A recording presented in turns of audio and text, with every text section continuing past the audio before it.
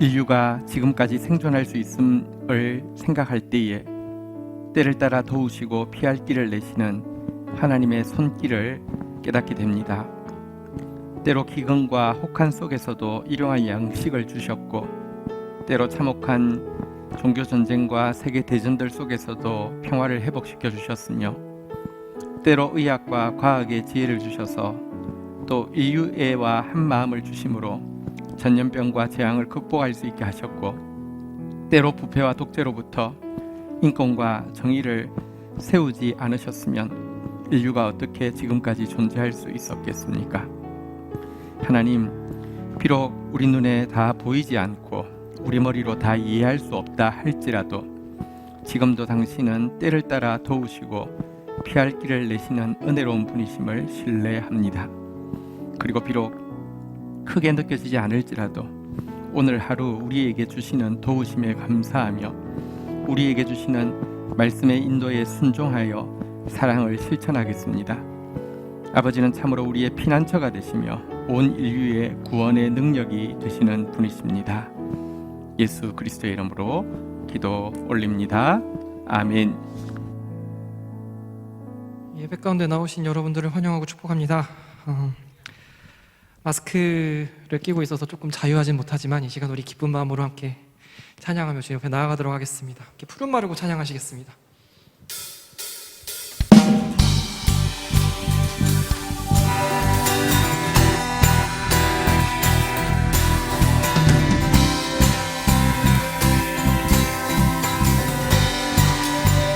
함께 고백하겠습니다. 푸른 마르고 푸른 마르고 꽃은 시들한 주의 말씀은 영원해. 아멘. 푸른 마르고 푸른 마르고 꽃은 시들한 주의 말씀은 영원해. 다시 한번 고백하겠습니다. 푸른 마르고 푸른 마르고 꽃은 시들한 주의 말씀은 영원해. 푸른 마르고 푸른 마르고 꽃은 시들한 주의 말씀은 영원해.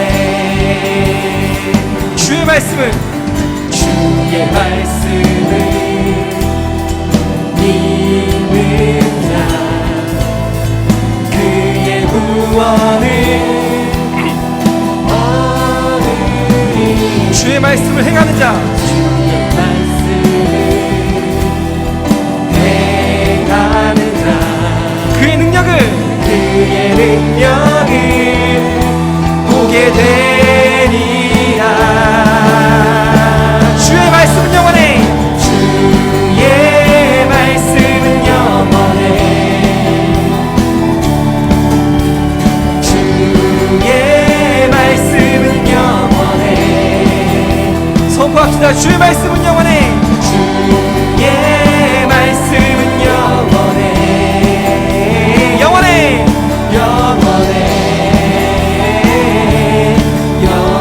영원하신 주의 말씀을 다시 한번 찬양하겠습니다. 고백합시다. 푸른 마르고 푸른 마르고 꽃은 시들한 주의 말씀은 영원해. 푸른 마르고 푸른 마르고 꽃은 시들한 주의 말씀은 영원해. 주의 말씀을 믿는 자 그의 구원을 얻으리. 주의 말씀을 행하는 자 주의 말씀을 행하는 자 그의 능력을 보게 되리라. 아멘. 주의 말씀은 영원해.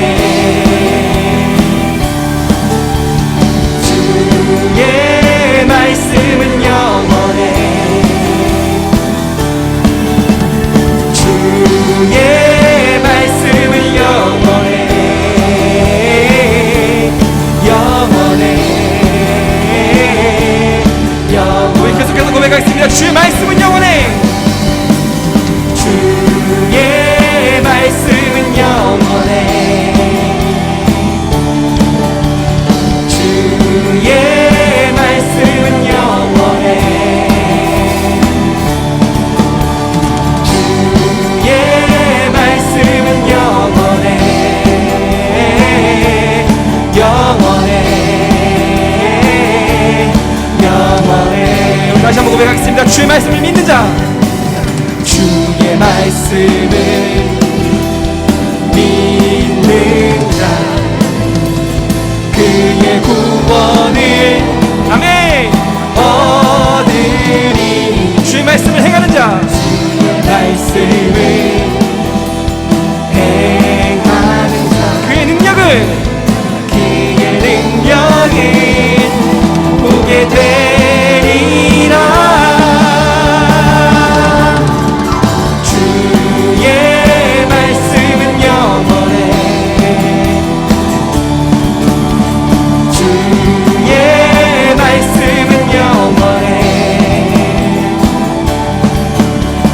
주의 말씀은 영원해.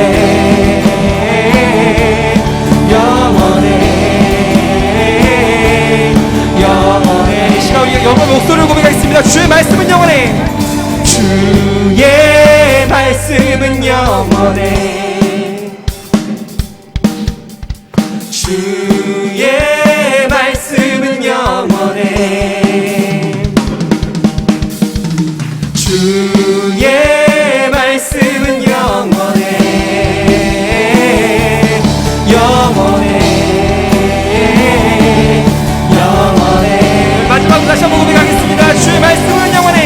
주의 말씀은 영원해. 주의 말씀은 영원해. 주의 말씀은 영원해. 영원해. 영원해. 아멘. 영원하신 주의 말씀만을 바라보며 나아가는 성도님 여러분들 되시기를 축복합니다.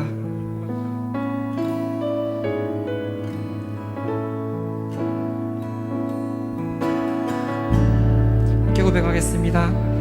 하나님의 사랑을 사모하는 자, 하나님의 평안을 바라보는 자, 너의 모든 것 창조하신 우리 주님이 너를 얼마나 사랑하시는지.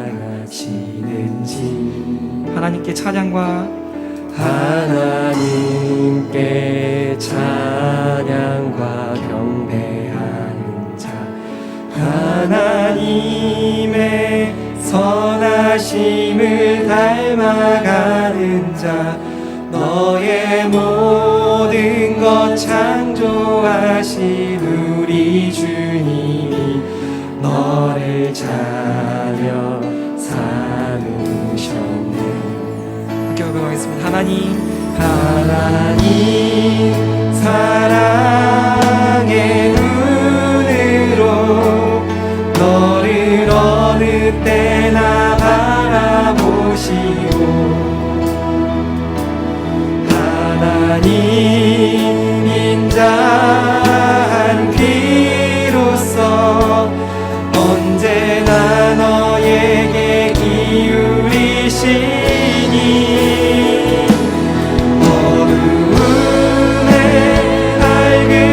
빛을 비춰주시고 너의 작은 신음에도 응답하시니, 너는 어느 곳에 있든지 주를 향하고 주만 바라볼지라.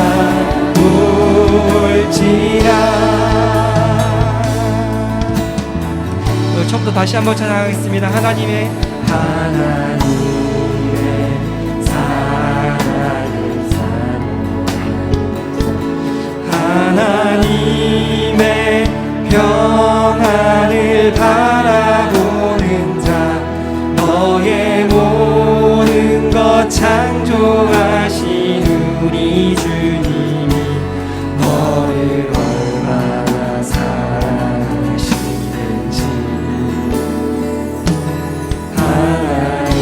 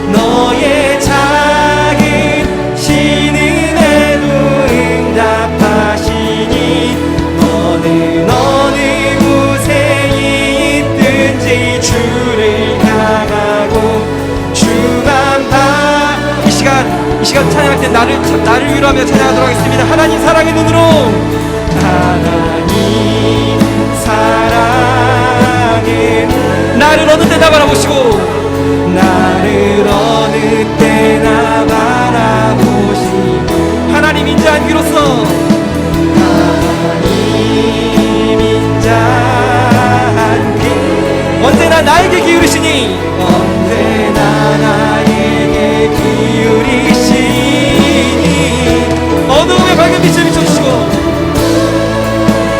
밝은 빛을 비춰주시니, 나의 작은 신음에도 응답하시니 신음에도 응답.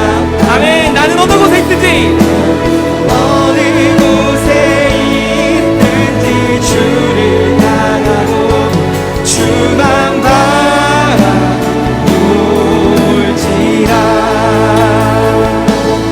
너는 어느 곳에 있든지 주를 향하고 주만 바라볼지라. 예배 가운데 함께 하신 주님을 기대하며 이 시간 마음으로 기도하겠습니다.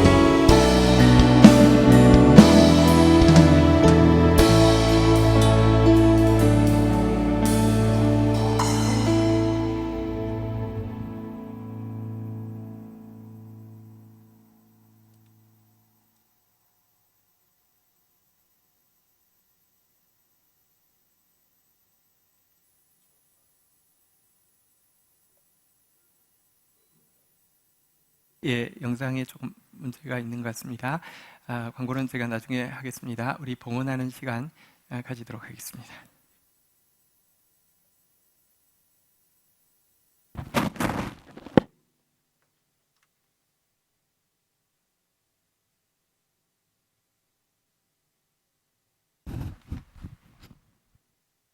하나님 감사합니다. 주의 자녀들이 온라인에서 또 오프라인에서 함께 예배를 수 있도록 은혜를 베풀어 주신 것을 감사합니다.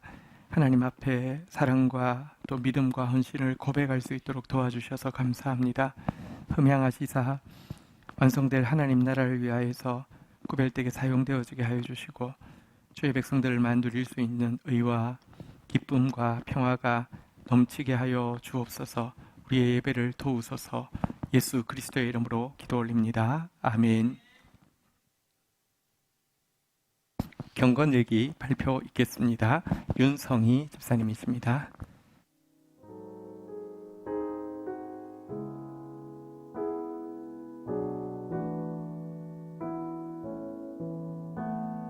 시편 22장. 내 하나님이여 내 하나님이여 어찌 나를 버리셨나이까. 어찌 나를 멀리하여 돕지 아니하시오며 내 신음소리를 듣지 아니하시나이까. 내게 그 입을 벌림이 찢으며 부르짖는 사자 같으니이다. 개들이 나를 에워쌌으며 악한 무리가 나를 둘러 내 수족을 찔렀나이다. 하나님의 은혜로 분명 다시 교회로 불러주시고 또 만남을 허락해 주셔서 성령이 주시는 깊은 기쁨과 평안 안에서 정말 두렵고 지옥 같았던 삶을 거뜬히 감당케 해주셨다. 힘들고 외로웠던 순간들 하나님이 손을 잡아주시고 곁에 있어주지 않으셨다면 어떻게 그 순간을 넘길 수 있었을까. 아찔했던 기억들도 많이 있다. 정신적인 고통과 함께 언제나 내 주위에 가득한 폭력과 폭언들, 하나님과 함께하며 경험한 일들로 나는 내 믿음을 지킬 수 있다고 생각했다. 하나님과 교제하는 게 좋았고 말씀을 읽는 것도 듣는 것도 좋았다. 감사했고 즐거웠다. 그래서 내가 한순간 무너졌을 때 이해를 할 수가 없었다. 내 삶은 어린 시절부터 거절감과 인정받지 못한 폭력에 무한히 굴복해야 하는 삶이었다. 부모를 벗어나서도 그 끊임없는 폭력들 앞에서 도저히 삶을 살아가기가 버거웠다. 결혼을 하고서도 달라지지 않은 나의 삶, 마치 누군가의 조종처럼 내가 사랑하는 사람들과 나를 갈라내는 어떤 힘이 있는 것처럼 끝없는 폭력이 상대만 바꿔가며 계속된다. 끝없는 폭력 앞에서 인간이 얼마나 무기력해지고 공포와 싸워야 하는지, 그 공포는 18년 동안 마귀와 귀신을 보며 눈을 떠도 눈을 감아도 내 삶을 지배했다. 그들은 내 가족 사이를 오가며 미워하게 하고 싸우게 만들고 미치게 만든다.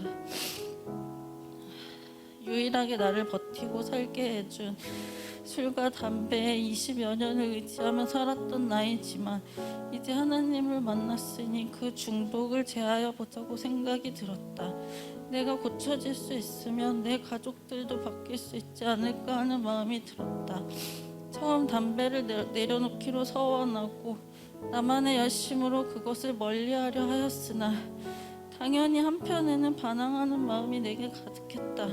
처음엔 내 연약함을 핑계 삼았지만 점점 자신에게 실망이 가득하고 율법에 갇힌 자처럼 정죄감에 빠져 견딜 수가 없는 지경에 이르렀다. 아말렉을 진멸하지 않아 버려졌던 사울처럼 너도 버려질 거라는 압박감이 너무나 컸다. 네가 좋아 남겨놓은 그 아말렉인이 너의 올무가 되어 평생 너를 괴롭힐 거라고. 이에 더불어 코로나에 갇혀 좁은 집안에서 가족들에 의해 기도를 거세당하고 24시간 욕설과 폭력과 죽음, 음란이 가득한 큰 소리들에 감금당한 기분이 들었다. 그 안에서 성경책을 읽거나 들으며 겨우겨우 버텼지만 점점 나는 무기력 속에 다시 빠져간다. 변치 않는 남편을 보면서 최소한의 배려나 존중도 없는 그를 보면서 내 안에 미움이 자리 잡았다. 또한 그의 거짓말, 거짓 약속들도 그의 무시와 멸시도 참을 수 없는 지경에 이르렀다. 스멀스멀 과거에 안 좋았던 기억들이 내 안에 가득해 갔다. 하나님의 붙드심으로 인내하고 절제되었던 감정들은 기도하지 못함으로 요동치기 시작했다. 그리고 나는 어느 날 폭발했다. 그동안 참고 참았던 모든 것들이 한순간 위선처럼 느껴졌고 예수님을 흉내냈던 내게 위선자라 욕하였다. 하나님을 위해 담배 하나도 끊지 못하는 네가 무슨 하나님의 자녀냐며 점점 나락으로 떨어져 갔다. 남편에게 미친 듯이 화를 쏟았고 나를 부르신 하나님께도 이럴 거면 왜 부르셨냐고 원망을 쏟았다. 그를 변화시켜주지 않으실 거면 내버릴 수 있게 놔두시지 왜 그를 위해 참고 기도하게 하셨냐고 울부짖었다. 좁은 길에서도 버려지고 옛길로도 갈 수 없는 나는 나를 괴롭게 하는 모든 것들에 이 순간 움켜진 것들을 부여잡고 으르렁대는 것밖에는 할 수 있는 것이 없었다. 처음엔 내가 부여잡고 있는 아말렉이 술이나 담배가 아닐까 생각했지만 그것들은 그저 악한 열매일 뿐이고 사실은 내 상처와 용서하지 못한 미움임을 알게 되었다. 내 안에 쓴뿌리들이 나를 끊임없이 주저앉힌다. 그때 하나님이 보여주신 환상, 매우 선한 얼굴을 한 사람이 다가와 도움의 손길을 내밀었다. 조심스레 그 손을 잡았는데 갑자기 그 손이 커지며 그의 선한 얼굴은 나를 18년간 괴롭힌 그놈의 얼굴로 변하며 그가 포효하기 시작한다. 나는 그 소리에 귀가 찢어질 것 같았고 피가 흐르는 것 같았고 그저 울면서 예수님만 부르짖었다. 그리고 그 환상에서 깨어났다. 네가 지금 잡고 있는 건 사탄의 손이야. 네가 느끼는 그 모든 감정들, 생각들은 다 사탄이 주는 것이란다. 그리고 그날 정확히 하나님은 네가 하는 게 아니라 내가 하는 거야 라고 하시며 담배를 내게서 걷어가셨고 그리고 정말 사울에게 그러셨듯 성령이 떠나갔다. 발버둥을 쳐도 믿음은 회복되질 않았다. 말씀을 미친 듯이 들었지만 내 귀는 찢어져 듣지 못하게 되었다. 마치 영혼이 죽어버린 것 마냥 흉내는 낼 수 있지만 영적인 허기를 채울 수 없었다. 몇 달째 나는 산채 죽음을 맞이한 사람 같다. 하나님을 만나면 그놈의 소나기에서 벗어날 수 있다고 생각했는데 그놈은 나를 질기게 따라다닌다. 여호와의 손이 짧아 구원하지 못하심도 아니요 귀가 둔하여 듣지 못하심도 아니라 오직 너희 죄악이 너희와 너희 하나님 사이를 갈라놓았고 너희 죄가 그의 얼굴을 가려서 너희에게서 듣지 않으시게 함이라. 이사야 59장 1, 2절 말씀. 하나님이 함께 하시지 않고 하나님의 통치를 받지 않는 삶이 일순간 지옥임을 알았다. 난 지난 몇 달간 나의 자존감을 박살낸 여러 사람들에 대한 미움으로 지옥 같은 시간을 보냈다. 나는 안다. 그들을 용서하지 못하는 마음이 끊임없이 나를 그놈의 소나기에 던져 넣을 것이라는 것을. 세상을 향한 그 미움과 분노가 예수님을 십자가에 못 박고 그분을 조롱하고 핍박했던 것처럼 나도 그들 틈에서 무엇에 대한 화인지도 모른 채 십자가 처형을 외치며 화내고 있는 자들 중 하나임을 깨닫게 해주셨다. 그들과 하나이면서 동시에 나는 저들에게 못 박힌 자라는 사실도, 나를 함부로 여기는 그들도 결국 상처받고 울분을 토하는 가엾은 자들이라는 것을. 거울을 보며 예수님께 끊임없이 물었다. 당신은 고통을 어떻게 견디냐고. 당신을 찌르는 목과 창보다도 당신을 비웃는 그 수많은 눈들을 어떻게 견디냐고. 당신은 이 더럽고 더러운 인간을 왜 사랑하냐고. 당신이 그러지 않았으면 나도 도망칠 수 있었을 텐데 당신이 매달려 고통받는 그 시간도 영혼의 감옥처럼 멈춰있냐고 묻고 싶었다. 내가 죄를 지을 때마다, 내가 악한 생각을 할 때마다 당신의 시계도 그 시간에만 머물러 고통 속에 갇혀버리는지, 사실은 나의 고통에도 끝이 있는지 묻고 싶었다. 결국 난 다시 십자가 앞에 서 있다. 하지만 아는 것만으로 돌이켜지는 것이 아니라는 것도 알고 있다. 하나님께서 돌이키셔야 내가 그분께로 돌이킬 수 있다는 것도, 아버지의 외면과 침묵에 지금은 잠잠히 기다려야 한다는 것을. 분명 나는 영적 전쟁에서 무참히 패배했다. 하지만 하나님께서는 정확히 거둘 것을 거두시고 제할 것을 제하시며 깨을 얻게 하시고 그분 뜻대로 구원을 이루어 가신다. 우리가 보는 사무엘하에서 단번의 승리가 아닌 오랜 시간을 두고 다윗의 왕국을 만들어 가시듯이 그분의 신실하심과 그분의 구원의 큰 그림을 신뢰하고 잠잠히 기다려야겠다. 이 모든 일이 일어나기 전에 하나님께서 주신 말씀으로 마무리할까 한다. 아가야, 너는 나의 특별한 소유란다. 지금 내가 가는 그 길이 엄청난 고통과 상처가 가득하고 온갖 거짓들이 너를 좌절하게 하며 그들이 너에게 포악을 떨고 두려움에 절망하게 하겠지. 때론 그런 중에도 발을 떼려고 하면 너의 팔다리를 자르고 눈과 귀를 멀게 하여 방향조차 잃게 하려고 애를 쓸지도 모르겠구나. 어쩔 때 내가 왜 저런 자를 위해서 이 길을 가야 하냐고 울부짖으며 나를 원망하는 날도 있을 것이며, 어떤 날은 그런 생각조차 할 수 없을 만큼 넋이 나가고 힘을 잃는 날도 있겠지. 하지만 아가야, 나는 네가 그 모든 것을 감당할 줄을 안단다. 그들이 내게로 향하지 못하게 하여도 너는 언제든 네 안에 있는 나를 느낄 것이며 어디서도 내 목소리를 듣게 될 거야. 너의 몸에 어떤 기관도 성치 못하다 하여도 너와 나의 통로는 막히지 않을 거란다. 넌 언제나 함께하는 나의 숨결을 느낄 것이고 함께 호흡하겠지. 어떤 환난 중에도 너에겐 언제나 평안이 임하고 그리고 그들을 다시 마주할 힘을 얻게 될 거야. 그리고 모든 걸 용서하고 또다시 사랑할 수 있게 된단다. 그것이 나의 길이고 또한 그것이 너의 길이란다. 세상 속에서는 널 무가치하다 말하고 멸시하며 아무것도 아닌 양 짓밟겠지만 그들은 눈이 멀고 귀가 멀어 아무것도 볼 수 없고 아무것도 알지 못하느니 자기들이 무엇을 하는지조차 알지 못한단다. 무지하면 죄를 부르지만 그 무지함은 원망의 대상이 되지 못하니 너도 그들을 다시 사랑할 수 있는 거란다. 또한 내가 보는 것은 그들이 아니고 오직 한 분뿐인 하나님을 보는 것이니 그 한 분을 신뢰하고 나아가면 능치 못할 일이 없단다. 이 수많은 시험들은 오직 나를 바라보는 너에게 하는 시험이니 주변을 돌아보며 원망과 악을 쌓지 말거라. 이것이 악에게 지지 않는 것이며 선으로 악을 이기는 방법이란다.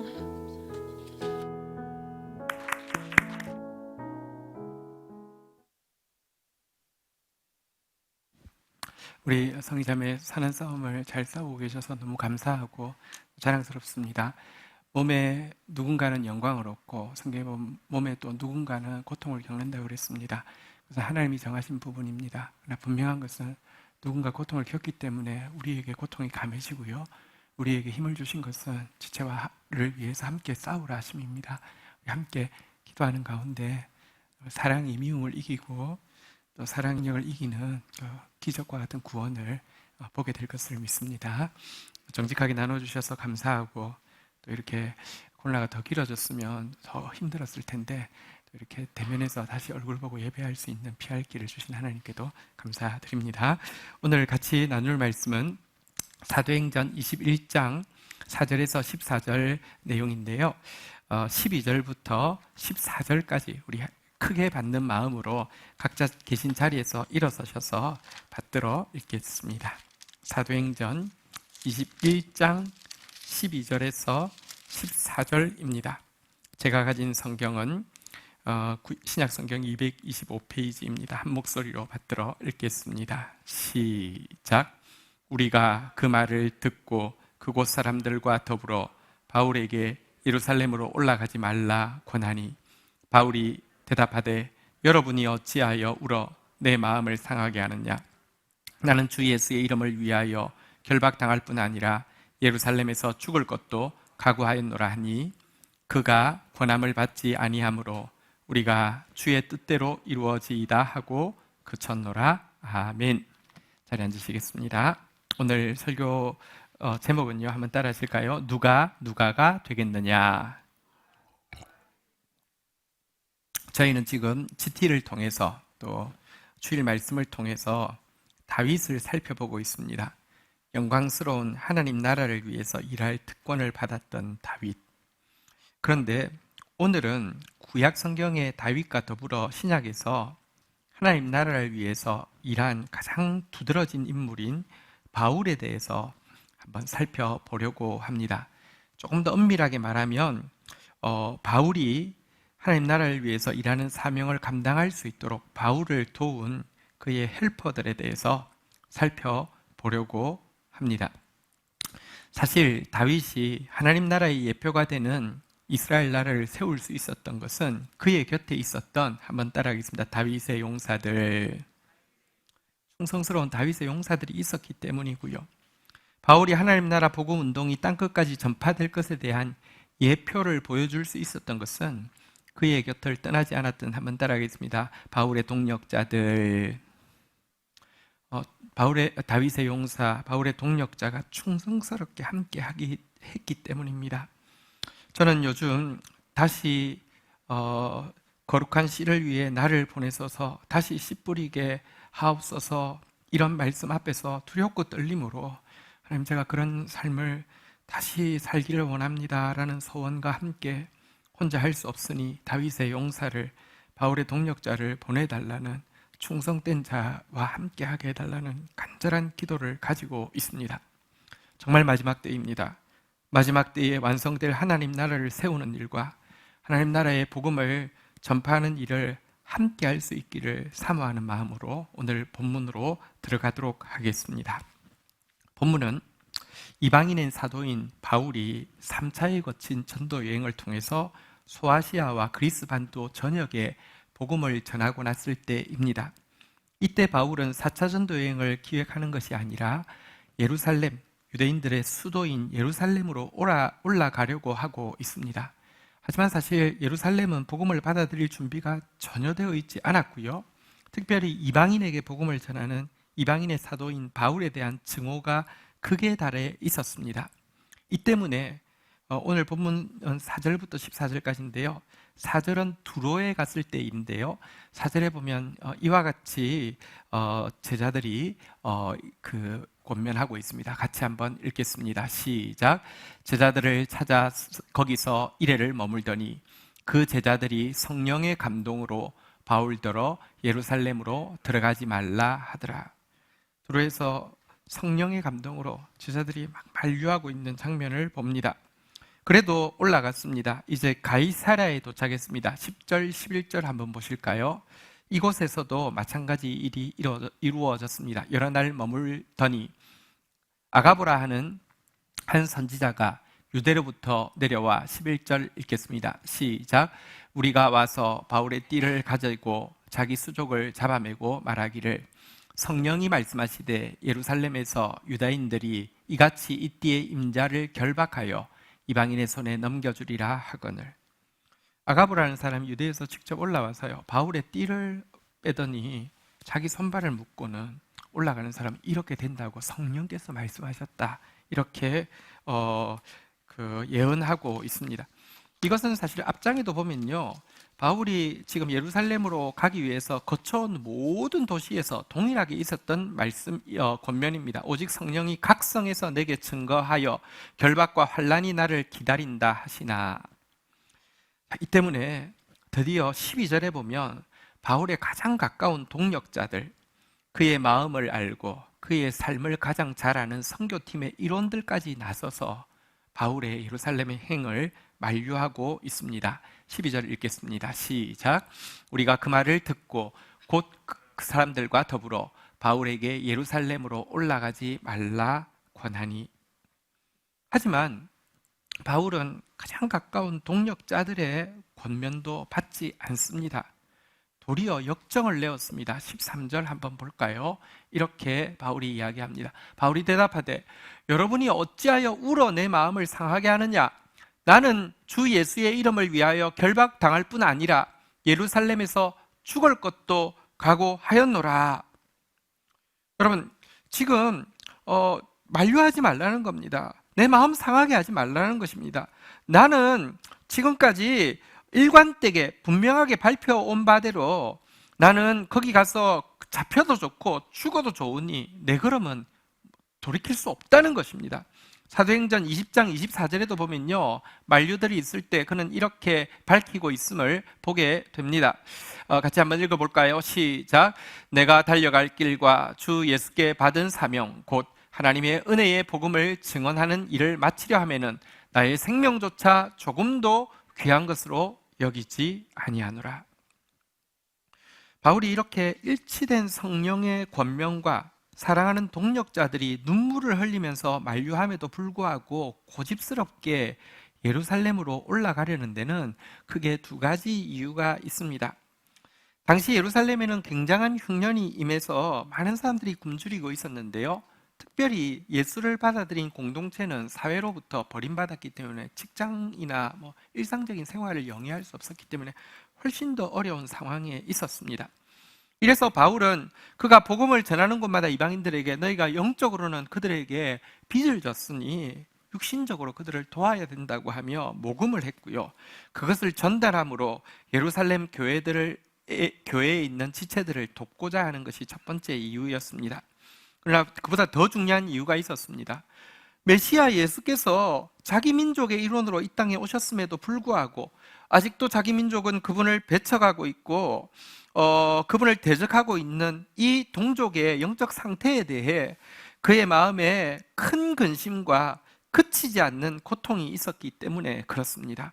그래서 로마에 쓴 편지에 보면 만일 나의 형제, 골육, 친척이 구원받을 수만 있다고 하면 내가 저주를 받아서 그리스도에게서 끊어질지라도 나는 소원하고 소원한다고 고백하고 있는데요, 그래서 자기 동족에게 복음을 전하고자 하는 그 마음 때문에 굳이 올라가려고 하는 것입니다.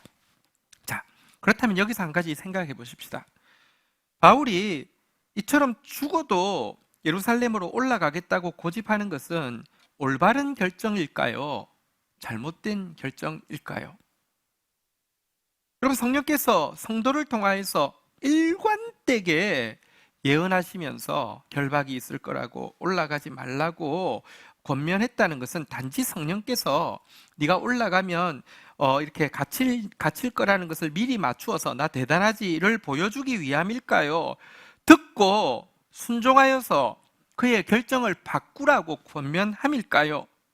그리고 만약 그것이 듣고 순종하여 바꾸라는 권면임에도 불구하고 결국 바울은 예루살렘으로 올라갔으니 그의 행동은 하나님의 뜻을 거부한 잘못된 결정은 아닐까요?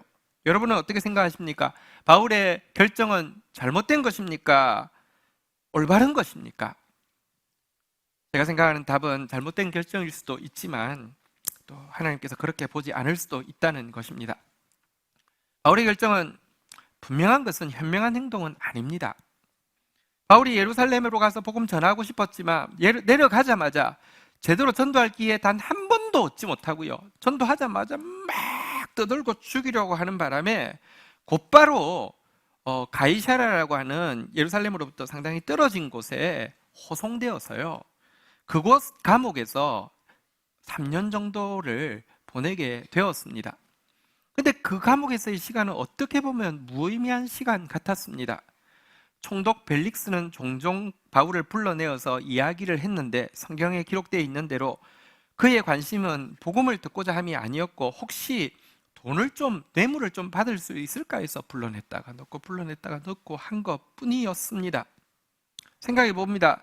그 3년이라는 그의 사역의 피크 기간에 그가 만약 전도 여행을 한 차례라도 더 했다고 하면 복음이 아시아와 유럽의 더 넓은 지역에 전파되었을 것이고 교회는 더욱 견고한 진리의 기초 위에 서게 되지 않았을까 하는 아쉬움을 금할 수가 없습니다. 현명한 결정 아닙니다. 현명한 행동 아닙니다. 그럼에도 불구하고 잘못된 결정이라고 이야기할 수 없는 이유는 그것이 결코 잘못된 중심으로 행한 것이 아니기 때문입니다. 바울은 지금 자기 이름을 동족들에게 내고 싶어서 자기 업적을 교회에 과시하고 싶어서 올라가려는 것이 아닙니다. 혹은 스스로 설정해 놓은 세계 복음화의 어떤 시간표를 획기적으로 앞당길 수 있다는 스스로의 어떤 계산에 대한 맹신 때문에 고집하고 있는 것도 아닙니다. 하나밖에 없습니다. 정말 민족 구원에 대한 소원 하나밖에 없습니다. 이것 위해서 실패해도 좋고 투옥당해도 좋고 죽어도 좋다는 각오로 올라가고 있는 것입니다. 하나님은 우리에게 자유의지를 주셨습니다. 그리고 좋으신 하나님은 우리가 때때로 비록 현명하지 못한 행동을 한다 할지라도 우리 마음속에 정직한 마음만 있다고 하면 우리가 내린 자유의지의 결정을요 인정해 주시고요 그 현명하지 못한 행동을 통해서도 당신의 뜻이 이루어질 수 있도록 합력해서 선을 이루는 분이심을 알아야 합니다. 생각해보면 그의 결정으로 가이사랴 감옥에 무려 햇수로 3년 동안 무의미하게 보낸 것 같지만 그 시간을 통해서도 하나님의 그를 향한 뜻은 이루어졌습니다. 그가 처음 구원받을 때 이런 예언이 있었습니다. 이 사람은 내 이름을 이방인과 임금들과 이스라엘 자손들에게 전하기 위하여 택한 나의 그릇이라 그랬는데 그곳에서 이방의 임금들 곧 총독들에게 여러 차례 복음을 전하는 장면이 나옵니다. 또 횟수가 아무리 길어도 해결될 기미가 보이지 않자 그는 어쩔 수 없어서 로마에다가 제소를 했고 그래서 로마에 압송되어서 가게 되었는데 이 일을 통해서 로마도 보아야 하리라는 그의 오랜 소망이 이루어지게 되었고 감옥이지만 조그마한 자유를 얻어서 사람들을 만나서 복음을 전할 수 있게 되었습니다. 심지어 로마 감옥에서 하나님은 잠깐 석방되는 자유를 주셔서 다시 투옥되어 순교당하기 전에 그 짧은 기간 동안에 그는 뭘 했냐고 하면 당시 세계의 땅끝인 스페인까지 가서 복음을 전했습니다. 근데 이것은요 그의 간절한 열망이었습니다. 로마서 15장 28절에 보면 이렇게 그는 미리 이야기한 적이 있는데요. 같이 한번 읽도록 하겠습니다. 시작. 그러므로 내가 이 일을 마치고 이 열매를 그들에게 확정한 후에 너희에게 들렀다가 서바나로 가리라. 이게 상황이 언제냐고 하면 예루살렘으로 가고 있으면서 쓴 것입니다. 내가 예루살렘으로 간 일을 마치고 예루살렘으로 가서 너희들이 전해준 헌금과 사랑을 전달하고 그들에게 복음을 전한 후에 너희에게로 들렀다가 로마서에서 너희는 누굴까요? 로마 교회겠죠. 그리고 로마에 들렀다가 한번 따라하겠습니다. 서바나로 가리라. 스페인으로 가리라고 했는데요. 그것까지 다 이루어 주셨습니다. 이 때문에 바울은 시간이 많이 지나고 나서도 또 혹은 천국에서도 과거 그의 결정, 곧 예루살렘으로 올라갔던 결정을 되돌아보면서 이렇게 고백할 것입니다. 비록 현명하지는 못했지만 후회하지는 않습니다. 하나님은 충분히 갚아주셨습니다. 라고 고백할 것입니다. 우리는 살면서 항상 최선의 결정과 현명한 행동을 할 수는 없습니다. 만약 그래야만 한다고 하면 우리는 불안해서 살 수 없을 것입니다. 근데 하나님은요, 너무 좋은 분이셔서 비록 최선의 결정이 아니라도 정직한 마음이 있으면 그거 보시고 우리의 차선을 그분의 최선으로 보상해 줄 만큼 사랑도 많으시고 지혜도 많은 분이심을 믿어야 합니다. 그러므로 우리가 결정의 순간에 있는데 머뭇머뭇하고 있다고 하면 만약 그것이 정직한 마음으로 하나님 나라를 위하고 영혼 구원을 위하는 마음이었다고 하면 용기 있게 결정을 내리고 담대하게 헌신하며 그 길을 걸어가 보십시오. 서 있는 기차를 움직이는 것보다 움직이고 있는 기차의 방향 전환하는 것이 더 쉽습니다. 그런데 저는 오늘 본문에서 바울, 리더인 바울의 모습뿐 아니라 바울의 동력자인 누가의 모습을 오늘 본문 배면에서 살필 수 있는 행복을 가지게 되었습니다. 사실 오늘 본문에 보면요, 4절부터 14절까지 우리라는 표현이 5번이나 나옵니다. 집에 가서 한번 확인해 보십시오. 여기 우리 하는데 이 사도행전을 누가 기록했습니까? 누가가 기록했습니다. 그럼 우리 속에는 누가 들어갑니까? 누가가 들어갑니다. 지금 누가가 우리라는 표현으로 5번이나 나오고 있습니다.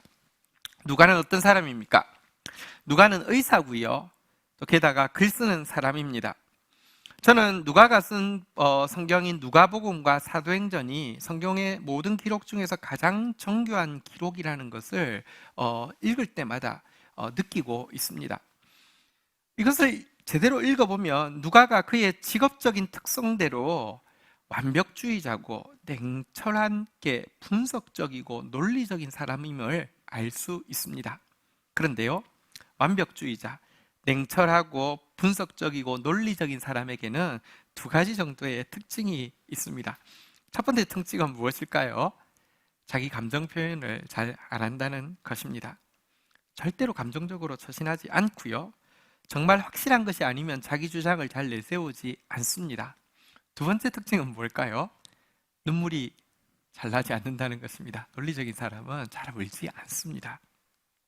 어떻게 알까요? 제가 약간 이런 기질이 있습니다. 제 감정 표현 잘 안 하고요, 잘 안 웁니다. 그런 누가가 오늘 본문에 보면 일생일대의 사건이라고 할 만한 행동을 하고 있습니다. 바울의 주치에 이어서 가장 가까운 지인이요, 친구요, 그림자라고 할 수 있는 그가 우리라는 말에 누가를 넣어서 한번 보십시오. 이렇게 말하고 있는 것입니다. 바울 선생님, 가지 맙시다. 이번은 아닙니다. 이 무모합니다. 라고 권면하고요. 권면해도 안 들으니까 어떻게 했어요? 눈물까지 흘렸습니다. 일생일대의 사건입니다. 여러분, 그에게는 분명한 확신이 있었던 것입니다. 이번 걸음은 현명하지 못하다는 것에 대한. 그리고 그의 판단은 틀린 것도 아니었습니다. 하지만 이렇게 확실해서 진짜 안 하던 눈물까지 흘리면서 권면했음에도 불구하고 여러분이 13절에 본 바대로 여러분이 어찌하여 울어 내 마음을 상하게 하느냐고 바울이 역정을 내는데요, 이것은 솔직히 말하면 여러분 중에 누가가 있잖아요, 그죠? 누가 보고 하는 말일 확률이 높습니다. 다른 사람은 몰라도 누가 너까지 어떻게 그럴 수 있느냐고 하면서 섭섭해하면서 신경적인 질적인 반응을 보이고 있는 것입니다. 남들은 몰라도 너는 안 그럴 줄 알았다고 지금 이야기하는 것입니다. 이때 누가의 마음이 어떠했을까요? 저는 그 누가의 마음에 대해서 한번 생각해 보았습니다.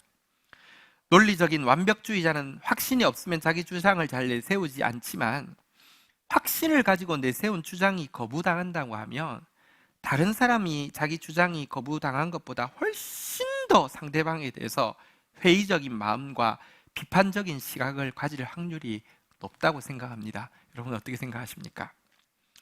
바울의 모든 것에 대해서 너무 가장 잘 알고 있는 그였기에 그의 마음속에 이런 생각이 과거의 일들이 문득 연결되어서 떠오를 수 있었을 것입니다. 바울 선생은 너무 극단적이야. 사실 바나바 같은 훌륭한 인격자요, 선배요, 은인 같은 분과도 자기 고집을 못 꺾어서 대판 싸우고 갈라지기까지 한 사람이니 말 다 했지. 그리고 사람이 예수를 믿어도 원래 성격은 잘 변하지 않는데 예수 믿기 전에 스데반 집사님 같은 훌륭한 분을 돌로 쳐 죽이는 일을 주도하면서도 눈 하나 깜빡하지 않았던 그 냉혈한 같은 성격이 아직도 그대로 남아 있구나. 아유, 내가 왜 이런 사람을 만나고 이런 사람을 리더로 섬기면서 지금까지 지냈지? 차라리 이제라도 짐 싸는 것이 바울 선생도 정신 차리게 하는 것이고 나도 더 보람 있고 의미 있게 사역할 수 있는 길이 아닐까? 이런 생각이 들었을 수 있지 않겠습니까? 저는 반드시 들었다고 생각합니다. 게다가 현실적인 부분에서도 누가는 의사라는 반듯한 직업이 있기 때문에 지금 바울 선교팀의 일원에서 독립한다고 해서 바꿀 염려가 있는 것도 아닙니다. 그럼에도 불구하고 누가는 어떻게 처신하고 있습니까? 14절 본문에서는 마지막입니다. 14절 같이 한번 읽도록 하겠습니다. 읽겠습니다. 시작. 그가 권함을 받지 아니하므로 우리가 주의 뜻대로 이루어지이다 하고 그쳤노라. 한번 따라하겠습니다. 주의 뜻대로 이루어지이다. 여러분, 주의 뜻대로 이루어질 것입니다 라고 말하고는 다시 예루살렘행에 대해서는 재론하지 않았고요. 재론하지 않고 등 돌리고 갔다는 게 아니라 지도자 바울의 결정이 마치 자기의 결정인 것처럼 순응하고 함께 예루살렘으로 올라갔다는 것입니다. 여러분, 그의 이와 같은 순응과 동행이 자기 판단이나 확신이 틀렸음을 깨달았기 때문 아닙니다. 그때 그 순간도 자기 판단과 확신이 옳다는 것에 대해서 증거를 대라고 하면 100가지도 이유를 댈 만큼 그의 마음속에서는 이유들이 충분했었고 그게 게다가 맞기까지 했습니다. 그럼에도 불구하고 다시 한번 따라하겠습니다. 주의 뜻대로 이루어지이다. 이 말로 순응하고 동행할 수 있었던 이유는요, 자기 생각보다 더 높으신 하나님의 생각을 신뢰했기 때문입니다. 내 생각이 맞다고 그대로 이루어지는 게 아닙니다. 하나님 생각은 내 생각보다 비교할 수 없이 크십니다. 이걸 신뢰했던 것입니다. 그리고 하나님께서 일하시는 법칙은 권위의 법칙임을 알고 있었습니다. 권위자를 통해서 부족해도 그를 통해서 일하는 것이 하나님의 법칙이기 때문에 주의 뜻대로 이루어지리란 말로 자기 생각을 내려놓을 수 있었던 것입니다. 많은 사람들은 자기 판단에 갇혀서 삽니다. 그래서 자기 판단을 뛰어넘는 하나님의 더 큰 뜻은 신뢰하지 않습니다. 그러나 누가는요, 자기 판단을 뛰어넘는 하나님의 뜻을 신뢰할 수 있는 믿음이 있었고요, 자기 판단이 권위자의 판단보다 옳은 것이라고 해서 권위 체계를 깨뜨리는 교만한 사람이 아니라 내가 더 똑똑하다고 해서 올바르다고 해서 내가 더 리더가 아닙니다. 권위에 순종할 수 있는 겸손한 사람이었습니다. 그런데 생각해 보면 여러분, 뒤끝이라는 게 있잖아요. 이 누가가 뒤끝을 부릴 수 있는 여지가 있습니다. 글을 쓰는 사람이니까요. 게다가 이 글은 한참 후에, 이 사건 한참 후에 쓴 것이니까 여러분, 가끔 성경에 보면 괄호가 있잖아요. 그쳤노라 뒤에다가 괄호를 쓰고 누가가 이렇게 덧붙이면 어땠겠습니까? 이렇게 덧붙이는 것입니다. 그러나 사실 이 결정이 현명하지 못한 것임을 우리는 그때부터 분명히 알고 있었고 훗날 바울도 이 점에 대해 인정하였노라 이렇게 써놓으면 어떻겠습니까? 이러면요, 자기같이 스마트한 사람이 바울과 도매금으로 어리석게 취급되는 손해는 면할 수 있지 않았겠습니까? 그런 어떤 뉘앙스도 넣어놓지 않았습니다. 그래서 사실은 우리는 누가가 무슨 생각했는지 성경을 자세히 보지 않은 사람은 아마 이런 생각 한 번도 안 했을 것입니다. 표시나지 않게 했습니다. 그런 지도자를 배려하고 지도자를 위해서 자기 자존심이, 자기 열정도 아닌데, 자기의 어리석음도 아닌데 자기 자존심이 희생당하는 그런 희생까지 할 수 있는 사람이었습니다. 믿음의 사람이었고 겸손의 사람이었고 희생의 사람이었습니다. 그래서 바울과 함께 동행했는데요, 잠시 바울과 함께 동행한 것 아닙니다. 바울이 이렇게 예루살렘에 내려갈 때만 동행한 것도 아니고요, 가이사랴에 갇혀 있을 때만 동행한 것도 아니고요, 디모데후서 4장 10절 11절에 보면 바울의 인생을 마치는 마지막 편지 마지막 장의 내용이죠.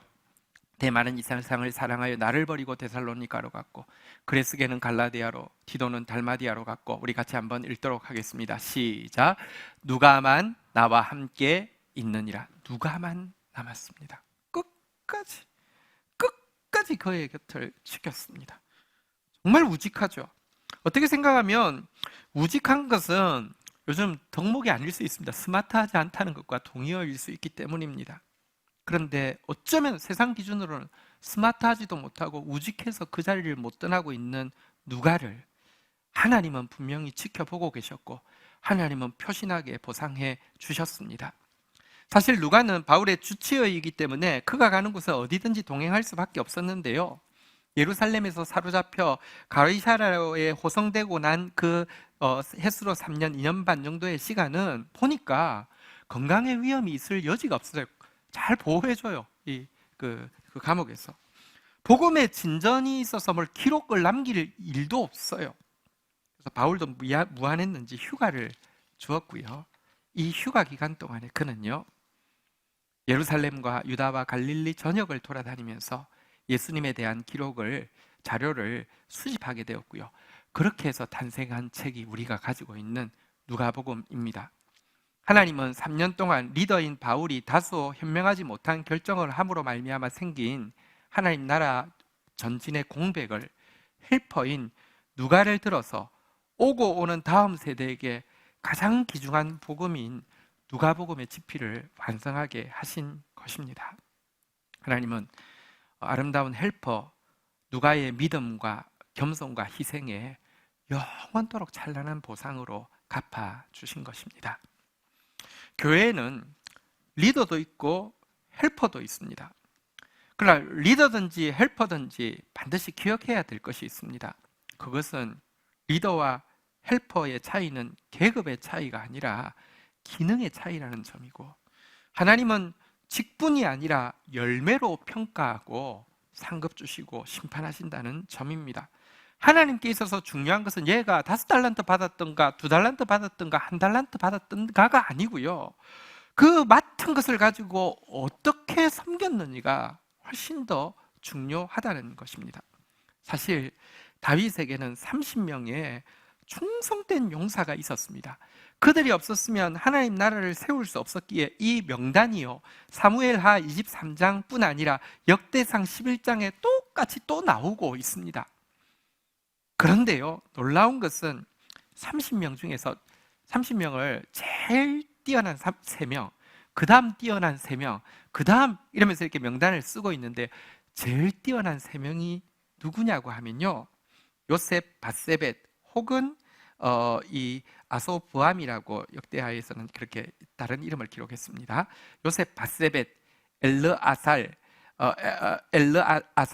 산마라는 사람인데, 사실 이 사람들은요 직급이 없어가지고 여기 명단에 이름 기록된 것 외에는 한 번도 역사서에 그가 뭘 했고 기록이 없습니다. 아주 낮은 직급의 사람이었는데 아주 무명한 인물이었는데, 바울은 이 두 성경에서, 이 다윗의 이 두 성경에서 최고의 용사 3명으로 이들을, 무명한 이들을 꼽고 있습니다. 작은 것을 새 충성한 자들의 수고에 대해서 하나님은요, 너는 작은 신분이었기 때문에 가치 없다라고 이야기하지 않고 존귀하게 높여주신 것입니다. 그래서 바울도 그의 이름 없고 빚도 없는 여러 동력자들, 예를 들면 에바브로, 디도라일지 이런 동력자들에 대해서 기록하면서 나의 형제요, 함께 수고하고 함께 군사된 자라고 칭하면서 성도들에게 부탁합니다. 주 안에서 모든 기쁨으로 이들을 영접하고 또 이 같은 자들을 한번 따라하겠습니다. 존귀히 여기라. 존귀히 여기라. 이것이 여러분 리더든지 헬퍼든지 그들을 바라보고 있는 하나님의 눈과 마음임을 알아야 합니다. 또 한 가지, 헬퍼들은 영적 리더들을 바라볼 때 꼭 두 가지 점을 기억하고 있어야지 도움이 됩니다. 첫 번째, 영적 리더란 흠이 적은 사람이 아니라 기름 부으심이 큰 사람이라는 점입니다. 흔히 세상에서도 이런 말을 합니다. 큰 나무에 그늘이 짙다고요. 그런데요, 영적 지도자도 크게 쓰실수록 인간적인 그늘은 더 클 수밖에 없음을 알아야 합니다. 다윗의 기록을 보면 그의 허물이 얼마나 많은지를 볼 수 있고요. 이 바울도 사실은 성경을 자세히 보면 성격적으로 얼마나 결점이 많은지 우리 분명히 보게 됩니다. 그래서 리더도 헬퍼도 함께하고 나서 고백하는 것은 찬양받으실 분도 자랑할 분도 오직 주님이시고 의지할 분도 신뢰할 분도 오직 주님밖에 없음을 고백하게 합니다. 절대로 흠이 없어서 리더가 아닙니다. 그러나 또 한 가지 영적 리더에 대해서 기억해야 할 것은 영적 리더가 내리는 결정을 헬퍼가 쉽게 판단할 수 없는 면이 있다는 점입니다. 잠언서 21장 1절에 보면 이런 말씀이 있습니다. 왕의 마음이 여호와의 손에 있음이 마치 봇물 같아서 그가 임의로 인도하시느니라. 제가 표준 세번역으로 읽어볼게요. 지도자의 마음은 흐르는 물줄기 같아서 주님의 손안에 있다. 주께서 원하시는 대로 지도자를 이끄신다. 어떤 때는 지도자가 왜 저러는지 이해가 안 되시죠? 지도자도 이해가 안 될 때가 있습니다. 하나님이 그를 이끌어서 그냥 임의로 막 갈 때가 있습니다. 나도 모르는데 여러분, 헬퍼가 쉽게 판단할 수 없는 영역이 있다는 것입니다. 사실 성도는, 헬퍼는 리더가 보는 것을 결코 다 볼 수 없습니다. 이 말은 리더가 더 뛰어나다, 더 똑똑하다는 것이 아니라 하나님이 그렇게 결정하셨다는 것입니다. 하나님이 권위 체제를 통하여서 통치하신다는 말은요, 헬퍼가 아무리 기도를 많이 하고 아무리 공부를 많이 하고 아무리 말씀을 많이 읽는다 해도 리더에게 보는 것을 동시에 동일하게 볼 수 없다는 말과 동의어일 수 있습니다. 누가는 권위를 존중했습니다. 그의 판단이 맞음에도 불구하고 여러분, 쉽게 바울의 판단에 대해서 평가하지 않았습니다. 왜냐고 하면 권위에 하나님께서 그에게 또 보여주시는 게 있고 그를 이끌어 가심이 있기 때문입니다. 그래서 리더의 자리에 있지 않으면서도 너무 쉽게 리더를 판단하고 리더에 대해서 험담하는 것은 경솔한 행동이고 어리석은 행동이고 하나님께서 기뻐하지 않는 행동임을 기억해야 할 것입니다. 저는 정말 부족하지만 부인할 수 없이 다음 세대 교회 또 GTM의 영적 리더로 세움을 받았습니다. 사실 저는 저 같은 사람이 교회 리더로 세워진 것에 대해서 무한히 감사함과 동시에 항상 죄송한 마음을 가지고 있습니다. 하필이면 나 같은 사람을 택하셔서 이렇게 결점이 많고 이렇게 허물이 많은 나를 택하셔서 일하시기 때문에 나 하나 바뀌는 게 너무 오래 걸려서 하나님 나라의 진전에 너무 방해가 되는 것을 알기 때문에 항상 부끄러움을 느끼고 있습니다. 그래도 저는 오늘 본문을 보면서 바울처럼 비록 때때로 현명하지 못하다 할지라도, 비록 때때로 결점이 있다 할지라도 정직한 마음은 놓지 않고 제가 밖으로 고백하고 있는 것과 마음속에 생각하고 있는 것이 다르지 않는 사람 되도록, 그리고 내 중심의 소원은 영혼 구원과 하나님 나라에 목숨 거는 리더가 되기를 결단하고 주의 도우심을 의지합니다. 여러분들은 또 저와 함께 하나님 나라를 세우는 일을 위해서 다윗의 용사들과 같이 또 바울의 동력자들과 같이 부르심을 받으신 귀한 보배로운 분들입니다. 헬퍼에는 두 종류가 있습니다. 누가처럼 때때로 리더가 부족한 결정을 내렸다 할지라도 더 높으신 주님의 뜻을 신뢰하고 그 부족을 채워줌으로 말미암아 결국은 지도자의 차선의 결정이 최선이 되도록 돕는 헬퍼도 있습니다. 그러나 성경에 보면 예를 들어 에베소 교회의 구리 세공업자인 알렉산더 같은 신자는요, 리더가 바른 결정을 내리고 나가도 그것에 대해서 심히 대적하고 심히 악한 말을 해서 많은 피해를 끼치는 사람도 있습니다. 그런데 기억하십시오. 누가가 될 것이냐, 알렉산더가 될 것이냐의 대부분의 결정권은 지도자의 어떠함이나 지도자의 어떻게 행함에 달려있지 않고 사실은 헬퍼인 여러분들의 어떠함이나 어떻게 행함에 달려있다는 것을 오늘 본문은 분명히 확인시켜주고 있습니다. 말씀을 맺겠습니다. 하나님은 지금 이 시간 마지막 때에 이루어질 하나님 나라를 위해서 일하게 하기 위해서 저를 바라보고 계시고 또 사랑하는 여러분들을 바라보고 계십니다. 지금도 제가 바울 같은 리더가 되기를 기대하고 격려하고 도와주시려고 하고 계시고 또한 누가와 같은 헬퍼가 되시기를 기대하고 격려하고 도와주려 하십니다. 누가 다음 세대 교회를 통해서 하나님의 나라와 그의 말씀이 이루어지는 일에 저와 함께 하겠습니까? 누가처럼 믿음으로 겸손으로 희생으로 섬기다가 은밀하지만 너무나도 보배로운 보상을 누리시겠습니까? 제목 한번 따라하겠습니다. 누가가 되겠느냐? 한 번만 더 따라하겠습니다. 누가가 되겠느냐? 자리에서 일어서시겠습니다. 우리 함께 하나님의 나라, 하나님의 교회를 세워가는 일에 우리를 사용하여 주옵소서. 함께 사용하여 주옵소서 고백하며 나가도록 하겠습니다.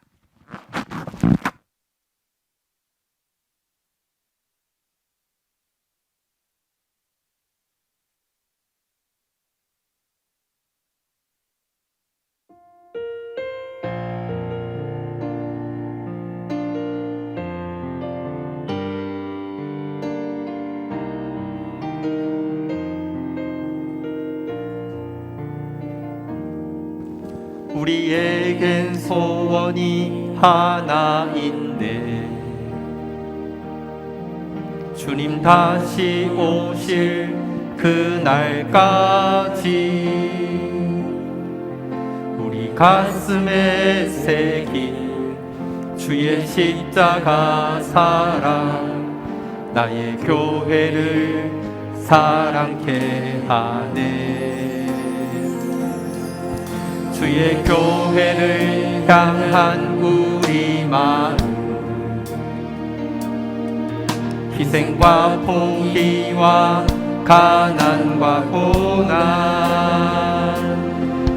하물며 죽음조차 우릴 막을 수 없네.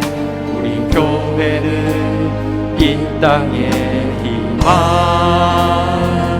교회를 교회 되게 예배 되게 우리 사용하소서. 진정한 부흥의 날 오늘 임하도록 우리 사용하소서.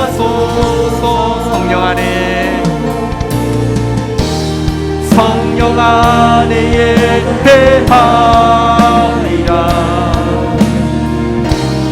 자유의 마음으로 사랑으로 사역하리라. 교회는 생명이니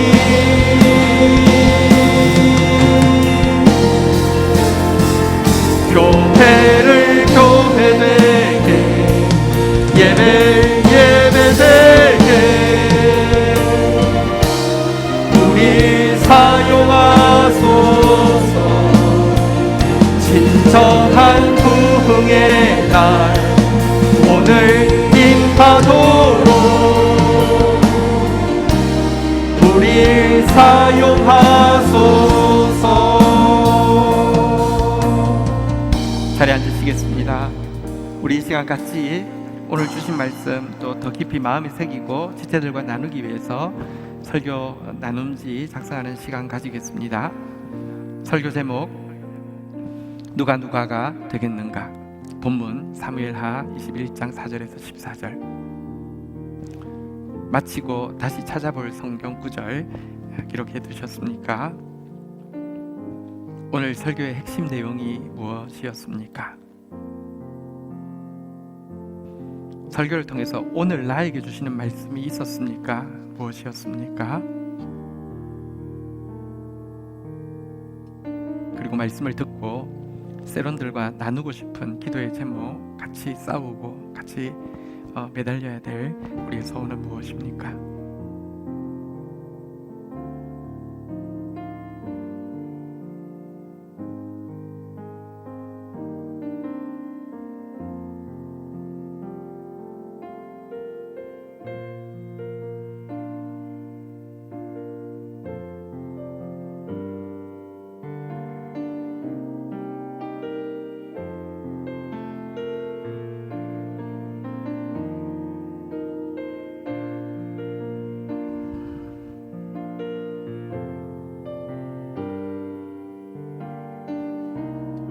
우리 함께 이 말씀 앞에서 우리 기도로 심는 시간 가지겠습니다. 주님의 이름을 세 번 고백하며 기도하겠습니다.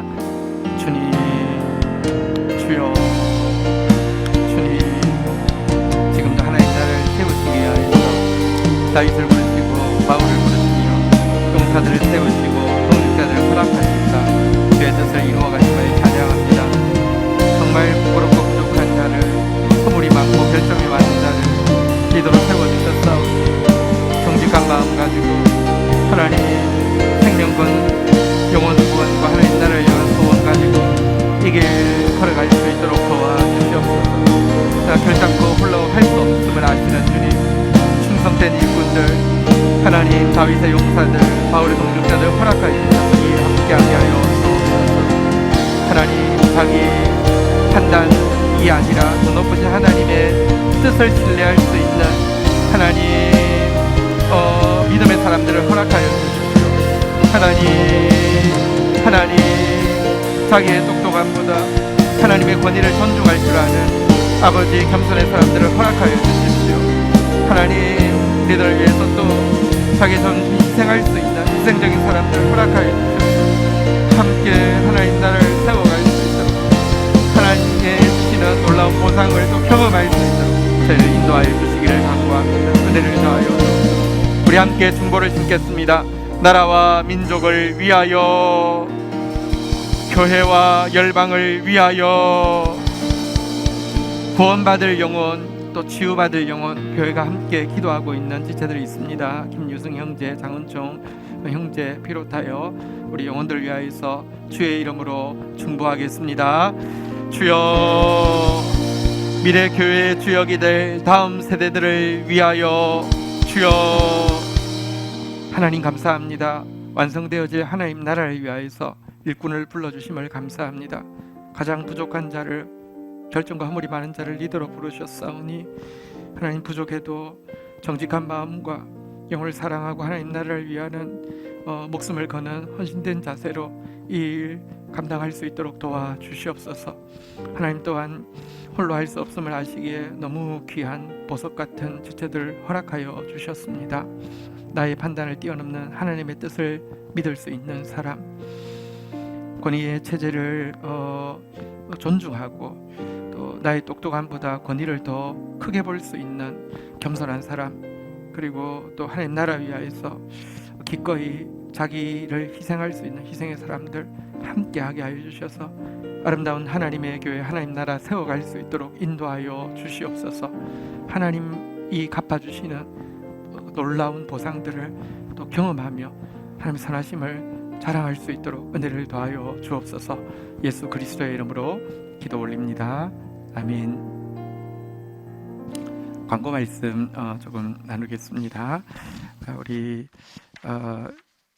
코로나가 더 확산되지 않아서 이제 저희 1, 2, 3부 50명 또 교육부서 20명 이하의 대면 예배가 진행될 수 있도록 또 더 나아가 온전히 또 코로나가 확산이 멈춰짐으로 온 성도들 편안한 마음으로 또 나와서 함께 예배하기를 원하고요.